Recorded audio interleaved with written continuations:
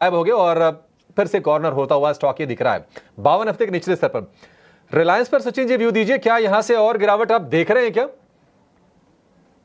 हाँ वेल मुझे लगता है कि यहाँ पर गिरावट जो है वो थोड़ी सी थमनी चाहिए। 1100 के आसपास की इमीडिएट सपोर्ट्स लेवल है, ये करीब अक्टूबर 2023 के अराउंड के ये लोस है जो कि स्विंग लोस थे, और उसके बाद में हमने वहीं से एक रिकवरी देखी थी towards the level of 1600। Again उन लेवल्स को रीटेस्ट किया है ऑलमोस्ट, और उसके बाद में जो है लोअर साइड में करीब 1114 के अराउंड के लोस टेस्ट करने के बाद वहां से एक 30-40 पॉइंट की एक रिकवरी मूव देखा है।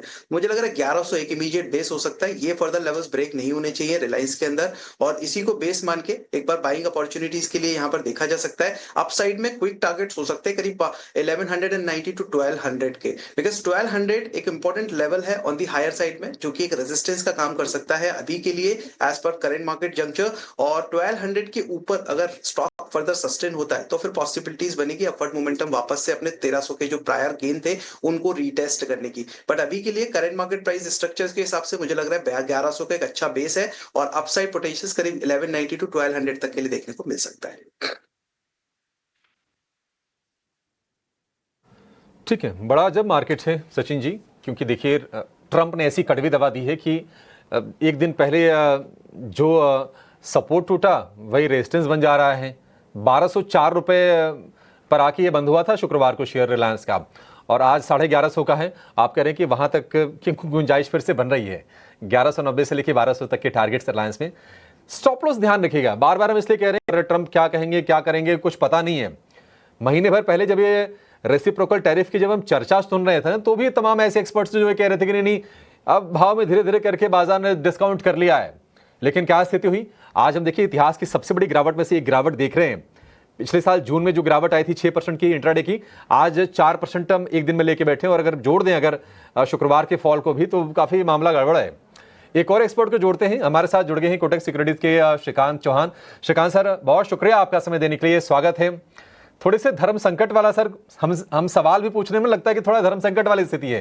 कैसे पूछें कि क्या आपके ट्रेड्स हैं? खरीदने वाले खैर हम पूछेंगे नहीं, ये बताइए कोई शॉर्ट के ट्रेड्स हैं आपके लिस्ट में?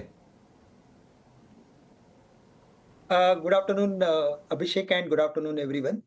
तो देखिए हमेशा मार्केट देखिए ट्रेडर्स के लिए मार्केट हमेशा एक अगर वॉलेटाइल होता है तो वो और भी अच्छी अपॉर्चुनिटी होती है। बट स्पेसिफिकली जब ऐसे इवेंट्स होते हैं कि जो काफ़ी अनसर्टन है, हेवीली अनसर्टन है, वहाँ पे या तो आपको एक पोजिशनल कॉल लेना पड़ता है विद सर्टेन स्टॉप लॉस, और अगर वो स्टॉप लॉस कल गैप डाउन में भी अगर हो रहा है तो पहले बेचना पड़ता है, या तो आप इंट्राडे ट्रेडिंग करके उसमें से एग्जिट कर सकते हैं। तो आइदर और कोई भी एक ट्रेड तो बना ही सकते हैं, क्योंकि ऐसे ऐसे एनवायरनमेंट में क्या होता है ना अभिषेक जी, कि यहाँ पे है ना ट्रेड का है ना रिजल्ट आता है। नहीं तो कई बार ऐसे होता है कि हम लोग ट्रेड लेते हैं लेकिन उसका रिजल्ट ही नहीं आता, इट टेक्स टाइम। तो ये बेस्ट है एक्चुअली देखा जाए तो for traders, those who are like expert, those who have experience in the market, वो अच्छा काम कर लेते हैं। और ऐसे ही कॉन्टेक्स्ट में अगर मैं देखूँ तो मुझे लगता है कि यहाँ पे जो एक पोजिशनल बेसिस पे मुझे एक शॉर्ट समझ में आ रहा है वो है भारती एयरटेल, जो 1675 1670 के करीब ट्रेड कर रहा है। यहाँ पे अगर मैं शॉर्ट करता हूँ तो मेरा स्टॉप लॉस मैं रखूंगा, काफी नजदीक का स्टॉप लॉस रखूंगा, 1700 का स्टॉप लॉस रखूंगा मैं। और मुझे लगता है कि अगर मार्केट में जैसे कि गिरावट है तो ये स्टॉक इंडेक्स हेवीवेट भी है, साथ ही साथ इसमें एक डबल टॉप या लोअर हाई जैसा फॉर्मेशन बना है, तो ये स्टॉक इवेंचुअली एक बार 1600 रुपए 1605 तक आ सकता है। तो इसमें एक ट्रेड लिया जा सकता है विद स्टॉप लॉस, जैसे आपने कहा कि टाइट स्टॉप लॉस 1700 का रखना पड़ेगा। और साथ ही साथ मैं कहूंगा कि यहाँ पे जैसे कि मार्केट ऑलरेडी काफी गिर चुका है, और जो न्यूज़ फ्लो है वो काफ़ी अनसर्टेन है। अगर जाके कल ट्रम्प साहब ने कुछ बता दिया तो मार्केट रिबाउंड भी कर सकता है। तो ऐसे केस में बजाज फाइनेंस, ये एक स्टॉक हम लॉन्ग करने की राय रखेंगे। 8400 का स्टॉप लॉस रखें।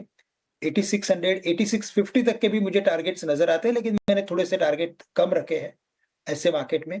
और सामने क्रेडिट पॉलिसी भी है। तो क्रेडिट पॉलिसी के दिन पे भी हमें लगता है कि कुछ ना कुछ मोमेंटम देखने मिलेगा इन सभी एनबीएफसीज़ में। तो इसी वजह से बजाज फाइनेंस को लॉन्ग करके और भारती को शॉर्ट करें।